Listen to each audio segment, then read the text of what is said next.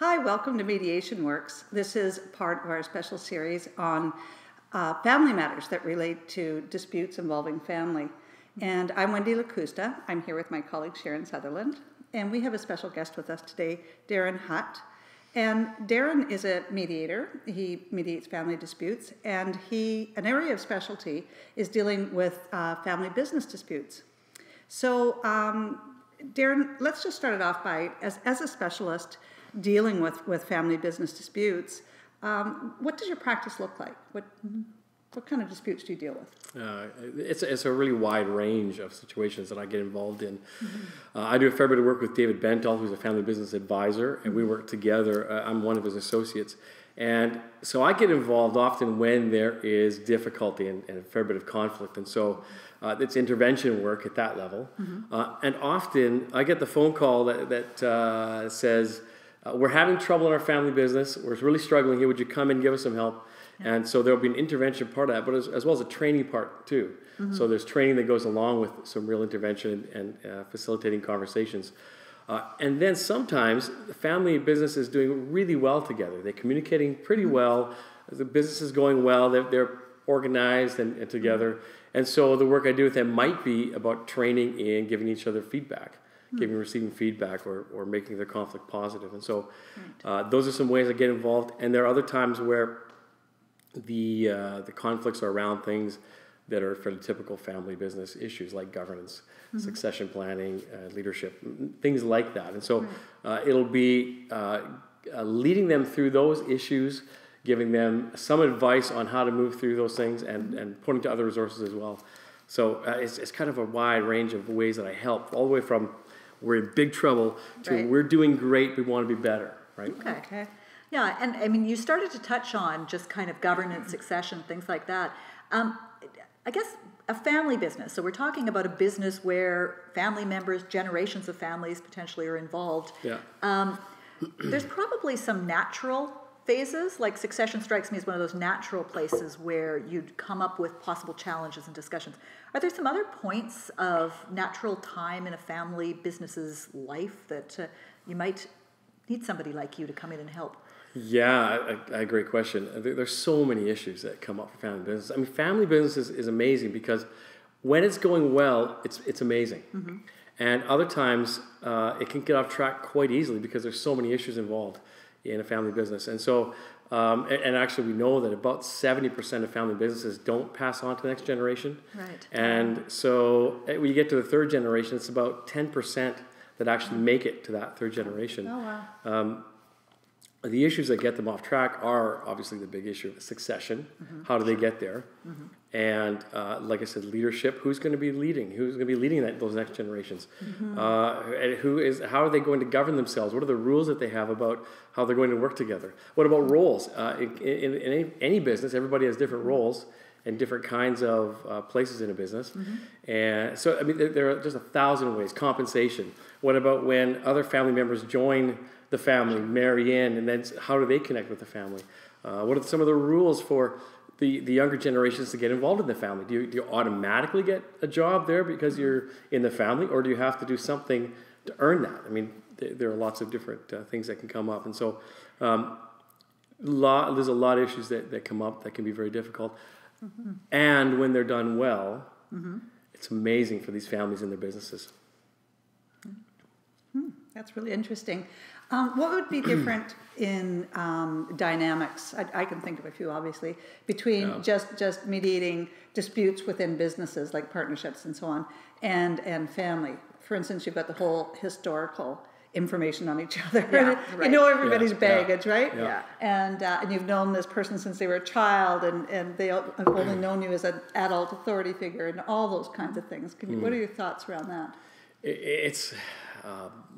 It can be a strange place to be, a family business, for a number of reasons. And I think you touched on it there, that you know these people all your lives, and you grow up together. So siblings that work together in the family business, one of the things I notice is that the way they communicate together is different than the way people communicate in business when they didn't grow up together. Like you can come to the family business and speak to your sibling the way you've always spoken to them, Right. which might be fairly disrespectful and kind of loose and lackadaisical, and that can happen in the family business setting easily. And one of the difficulties there is that it creates a kind of a culture in that business about how communication works. Right. So if the leadership are speaking to each other like 7 and 8 year olds, that can set a culture and a DNA in a company, which can be a kind of difficult. But it is very different because the layers of, and I think this is what you're asking about, the layers of emotion and history between people and the kind of the values and those dynamics, you put those in a family business and it can add incredible strength, and it can be very difficult too, because those things can pull apart at relationships when there have been difficulties for many, many years, and now they're having to work together. So that can be very challenging. Yeah, I'm gonna kind of jump into a little bit of a general question here. You touched a little bit on it at the beginning. You were talking about a variety of different things that you do when you come in to work with somebody and work with a family business. Because you were talking about training, you were talking about different kinds of mediation and things like that. What exactly, what is it that you do with a family business when you're coming in? Yeah, there's a lot of it. It just has to do with some training and teaching around the dynamics of family business. It's pretty normal for somebody to start a business and run it for a while, and then want to pass it down to the next generation. And understanding the big dynamics around that and some of the options for how to move forward as a business, it's difficult to understand. And so one of the things that we talk about in family businesses, there are sort of 3 circles that members can be a part of. So you can be part of the family. Imagine that's one circle. If you're actually part of the family, that's one part. Another part could be the business itself. Are you involved in the business and running the business, sort of business management? And then there's the other part of business ownership. Okay. So a person can be in one of those 3 circles, or they might be in all 3. They could be a family member who works in the business who is also a shareholder. Okay. Or they may only be in one of those circles. Right. So maybe they're not even in the family, but they're in the family business and working in the family business. Or maybe they're just a shareholder working, not in the family business, working there or in the family itself. So when you put those circles together, they overlap. You can put people in different places on that whole model. And so that's one of the things you do is you talk about who is where in this whole picture here. And immediately you start to realize how people can have very different perspectives and needs in this whole system. And that's I think an illuminating idea for many people. So that's just one example of the kind of things that we'd bring to a family business and start to talk about and to teach about and to make sense of what's happening. Why is this happening over here? Why is this conflict going on there? Why is this part so difficult? How do we move forward? Well, let's just pull us apart here and understand what's really going on. And that's a big part of it initially. Right. And so do you literally draw that diagram for those folks? Yeah. And sort of say, so-and-so is in this circle and this overlap and is in, that kind of thing? And Joe's wife, came into the family, but she works in the business, but, Ralph's wife doesn't. So she's, she's in a different circle. And, There are actually 7, you can be on 7 different places in that grid. Sure. Right. And so it's a wide variety of places. And another real important part of it is just meeting with people individually to find out what they want, who they are, getting to know their story, because everybody's got a very different story and perspective and different set of values and needs moving forward in terms of the business and the family and life.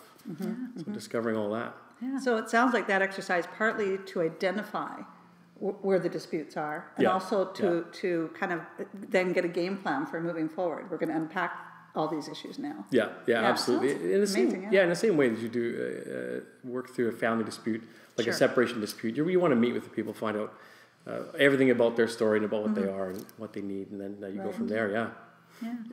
So Darrin, if somebody is in a family business and says, actually, now that I've seen this video, I know that there's actually something that we could work on.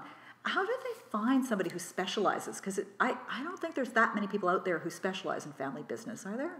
And have those skills? Yeah, there are a number of them out there, for sure. And so one of the places you can go, it's a growing field though. It's a fairly new field. Okay. And one of the places I would suggest people go to is the Institute of Family Enterprise Advisors. That's a program run through Sauder Business School, and there's a group of people there that have gone through the program who they've certified as family enterprise advisors, and so that's a great place to go to get some help.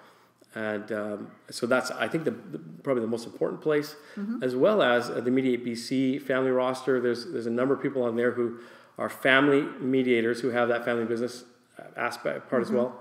And then there's the on the civil roster, there would be a number too that would also say they've got experience in training in family business dynamics, and so there'd be a couple of places that I think people could go find some good help. Yeah, and I had one just thought that came up as you're speaking there, and that is, do you ever get referrals from collaborative lawyers, say, who have got a family business dispute as part of a separation or something along that line, and they are a collaborative lawyer, but they're not a mediator? So could they bring in a mediator then to deal with that one clump of issues in their overall, Yeah.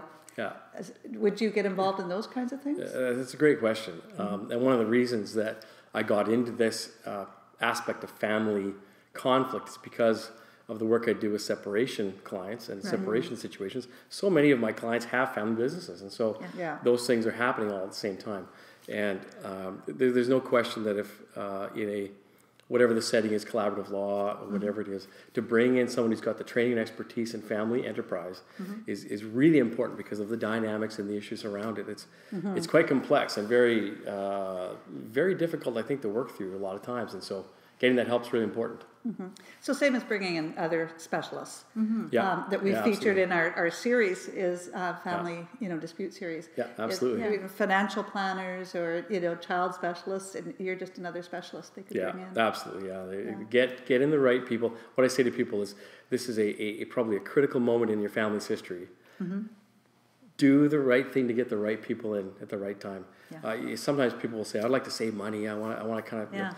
Don't do that now. It's not the right time. Getting good people, because this is a real turning point for the family and for your future. It's certainly not cheaper to go down the litigation route, is it? No, in many ways. Well, Darrin, thank you so much for coming in and just sharing that discussion of what that family business professional looks like, because I think that's really, really helpful. As Wendy's saying, it's definitely another one of those pieces in the team that can help with any kind of family dispute, and somebody else who can be involved. Yeah, absolutely. I'm really happy to talk about it and to be here. Thanks for inviting me. And I also want to thank you, too, for doing these videos. I think these have been great just for what they're adding to the conversation generally in terms of conflict for people. And so thank you for on behalf of all of them, thank you for doing these. Appreciate it. Thanks, Darrin. Thanks, Darrin. You bet.